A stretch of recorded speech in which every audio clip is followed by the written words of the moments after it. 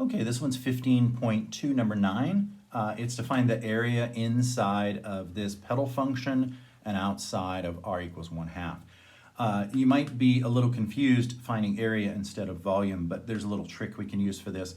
If you want a surface area in cylindrical coordinates by doing a double integral, just use a height of 1 so that z becomes 1, because any volume with a height of 1 is just the same as the surface area. So that's what we'll do.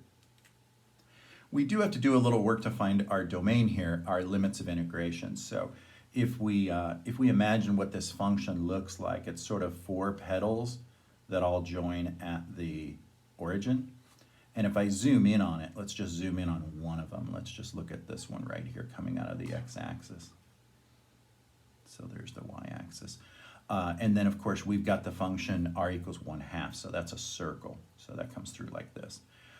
So all I want to do is find this area right here. And so I need those limits. I need first the inner limit, and that's when this function equals 1/2. So cosine of 2 theta equals 1/2. Cosine equals 1/2 when we're at 60 degrees pi over 3. So if 2 theta is pi over 3, then theta is pi over 6.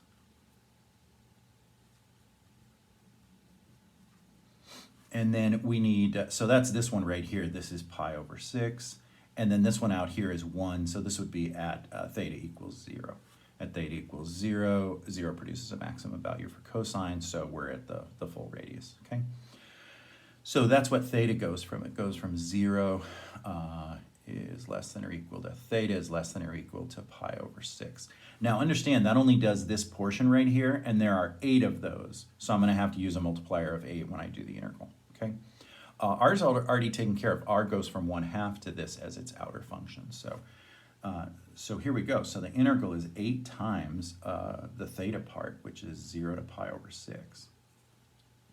And then the r part, which is 1/2 to cosine of 2 theta.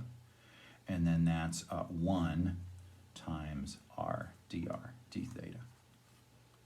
Okay, so first we do the inner integral, and it's not too bad. It's just the integral of r. So that's going to produce r squared over 2, and that's evaluated between 1/2 and cosine 2 theta.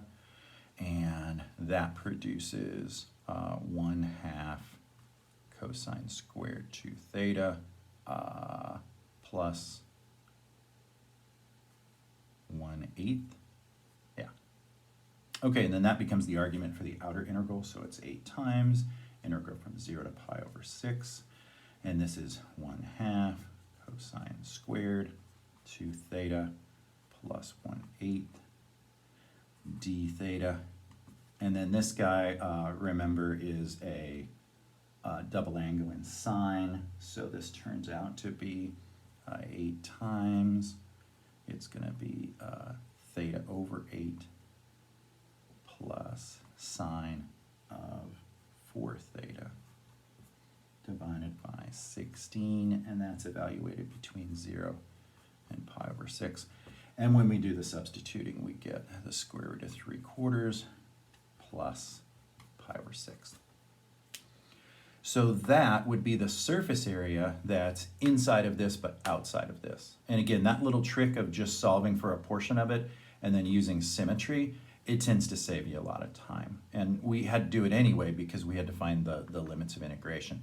We couldn't just go from 0 to 2 pi because that was going to get portions of this that were not limited by the circle. We were going to subtract the circle from areas that didn't actually have an outer limit, and that would have caused problems. So that's why we had to limit it to just those portions that are inside.